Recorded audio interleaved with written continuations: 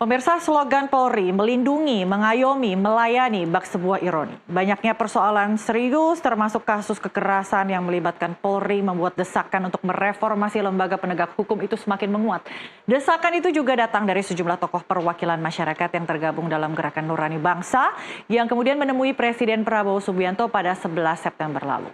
Presiden Prabowo pun memastikan akan segera membentuk tim reformasi kepolisian. Lalu bagaimana Polri mengembalikan kepercayaan publik yang tergerus setelah rentetan pelanggaran dan kasus yang menjadi catatan kelam lembaga penegak hukum itu, kita akan membahas hal ini lebih dalam di NTV Insight bersama sahabat saya Gabriel Yoga. Halo Yoga. Halo. Kita baca dulu nih, maju mundur reformasi Polri. Kali ini akan digaskan maju ya. Apakah ini imbas dari aksi demonstrasi Agustus Kelabu kemarin? Iya, sebetulnya bicara soal polisi ini seperti kita belum dikasih menghela napas ya gitu ya.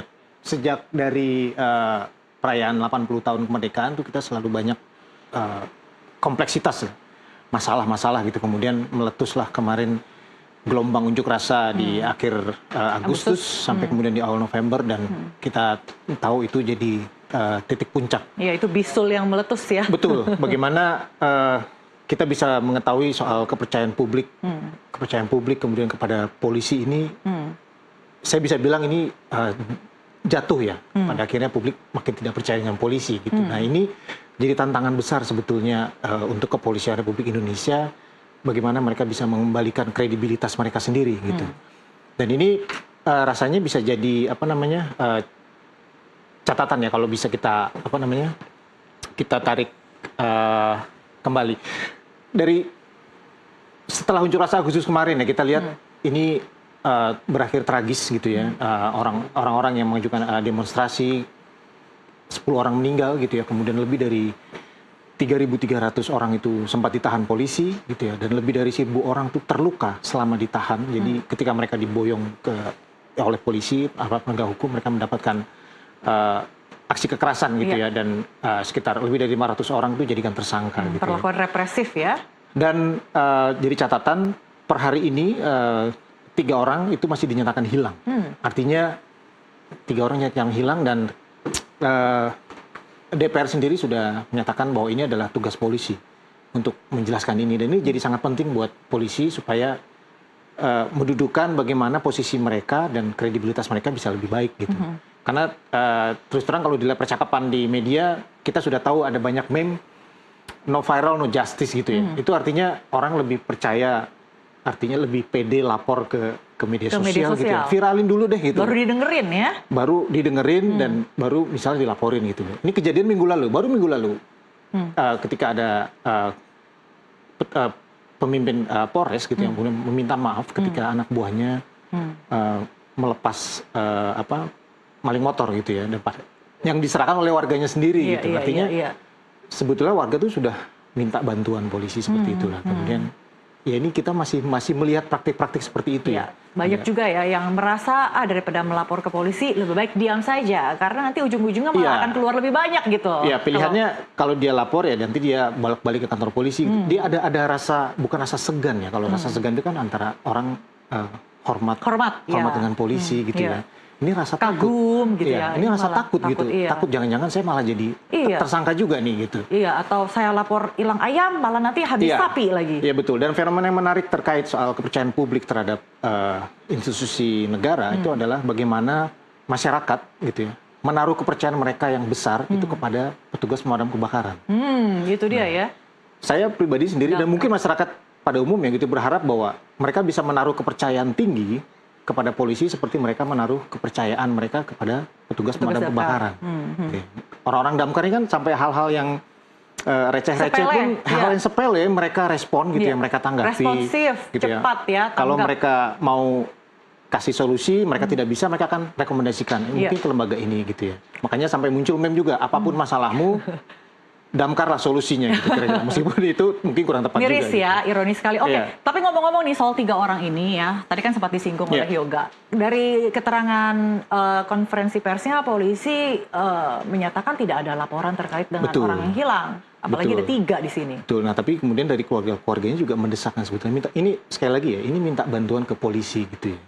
Jadi harapannya memang betul perlu ada laporan, tapi setidaknya ada tindakan Upaya untuk proaktif pencarian lah, ya. proaktif menenangkan keluarga. Oke, nanti kita coba cari bagaimana caranya gitu, karena tugas polisi kan itu ya, menegakkan hukum, kemudian menjaga ketentraman, gitu, menyelidiki ya. Iya, Masa diserahkan kembali ke Iya. warga gitu Kayak kan? gitu artinya Tidak gimana ada. gitu ya. Kan melindungi masyarakat juga bagian dari tugas polisi itu. Iya. Nah, itu yang jadi catatan gitu. Jadi jangan sampai tuntutan desakan reformasi Polri ini hanya jadi pepesan kosong gitu. Karena ini buat catatan aja ya, ini sudah lebih dari 26 tahun.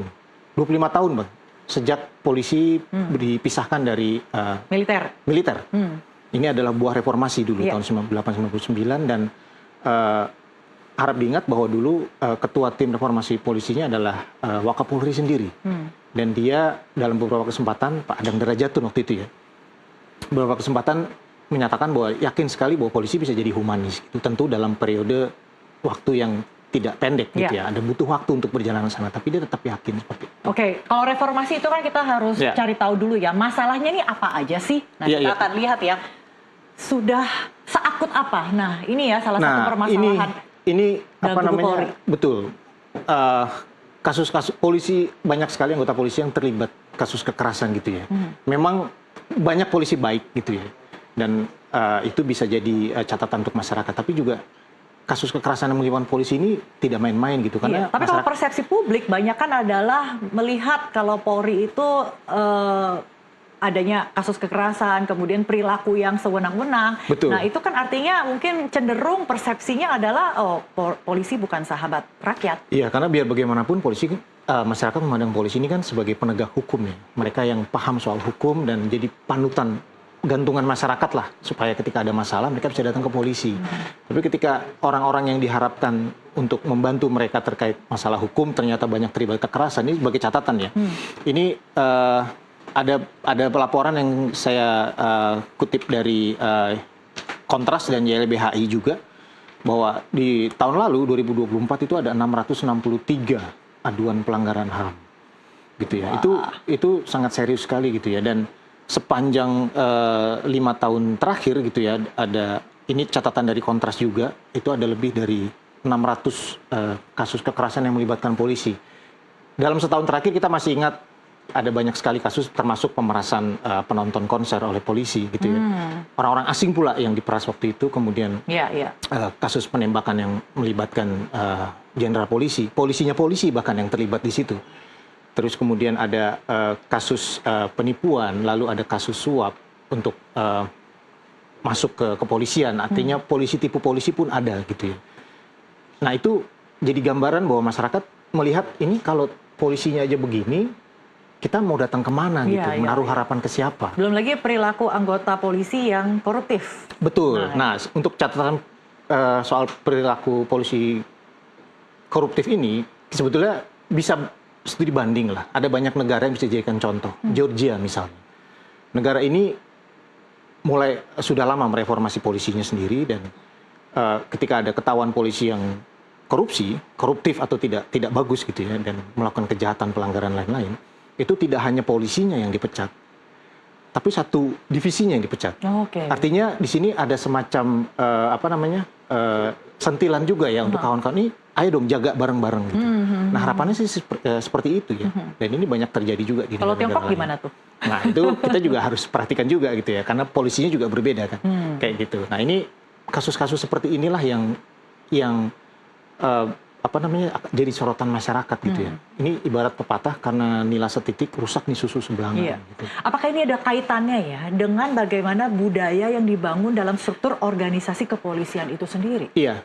Jadi kalau boleh saya rangkum gitu ya, ada semacam masalah kultural di kepolisian gitu ya. Yang pertama jelas ada kekerasan di sini ya.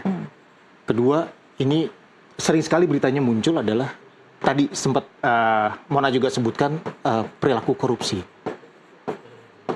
Nah, yang ketiga juga ini adalah penyalahgunaan wewenang. Nah, ini yang terjadi kemarin di unjuk rasa kemarin.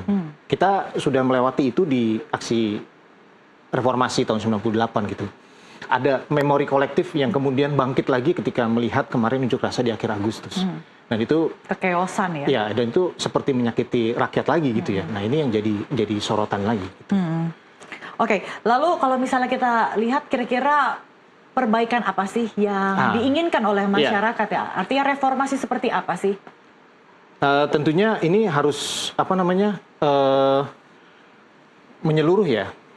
Reformasi Polri ini nggak bisa parsial gitu. Ini dimulai dari proses perekrutan gitu ya. Perekrutannya kalau di hulunya aja busuk gitu ya, ngerekrutnya nggak serius, nggak melewati seleksi yang baik gitu ya. Ada yang harus titipan, ada yang harus menyuap gitu ya. Nah, ini yang paling ingat adalah kasus yang tipu polisi untuk kasus sekolah perekrutan ini. Kemudian dari perekrutan ini harus diperbaiki, kemudian yang penting adalah pendidikan dan pelatihan seperti apa. Kurikulum pendidikan di kepolisian ya. Betul. Ini harus jadi perhatian sih, bagaimana polisi bisa menghadapi masyarakat gitu. Karena targetnya kan tadi seperti slogan yang dibacakan oleh Mona di awal ya kan?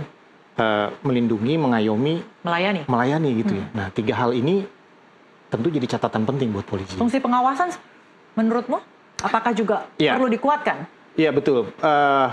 Pengawasan untuk polisi ya. Nah, ini juga sebetulnya jangan orang sendiri melindungi. Betul. Nah, ini sebetulnya muncul dari publik lewat kritik-kritik sebetulnya. Jadi publik ketika menyampaikan kritik, artinya itu mereka peduli sebetulnya dengan polisi.